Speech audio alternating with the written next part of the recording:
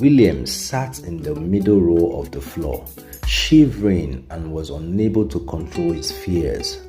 Capol, who was known as the leader and the founder of the group, came out to them, smokes finding its ways through his nostrils like the vapor coming from a hot kettle, with his red eyes like the blood from a fresh cut on the body.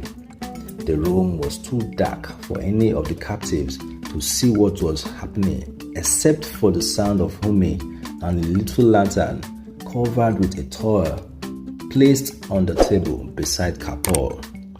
Nobody knows how many people were in the room. William couldn't figure out what was going on at first. The last thing he remembered was that he slept off after speaking to his mother when the bus was at Shagamu. His hands had been tied up with a rope but could only feel the warmth of others beside him. Capol spoke to one of his men to switch on the light so that he could address the new captives they just got. That was the moment Williams realized he had been kidnapped.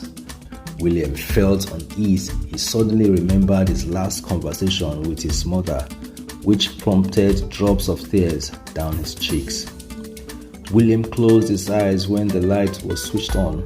It was like the scorching sun was placed towards his eyes, but managed to see Capol and his men.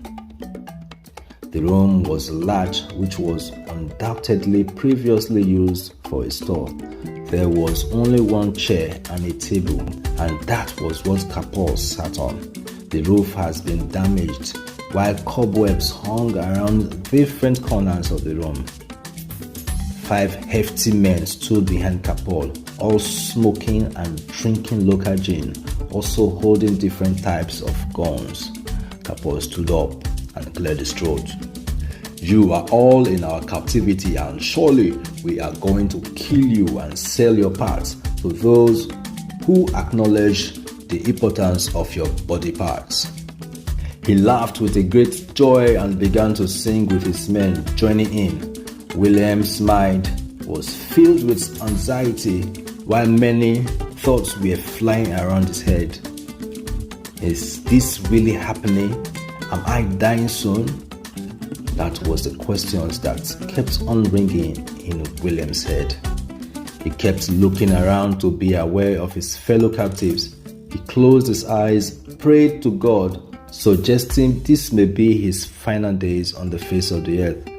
His mind quickly shifted to his mother's advice. Always pray to God in any situation you are in and endeavor to use any opportunities you have in order to be free. Williams remembered he boarded a bus going to Lagos from Abeokuta on the roadside, which his mother advised him against.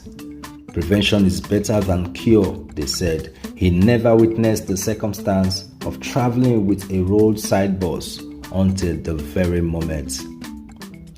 Capol instructed his men to untie all their hands and lock the door safely.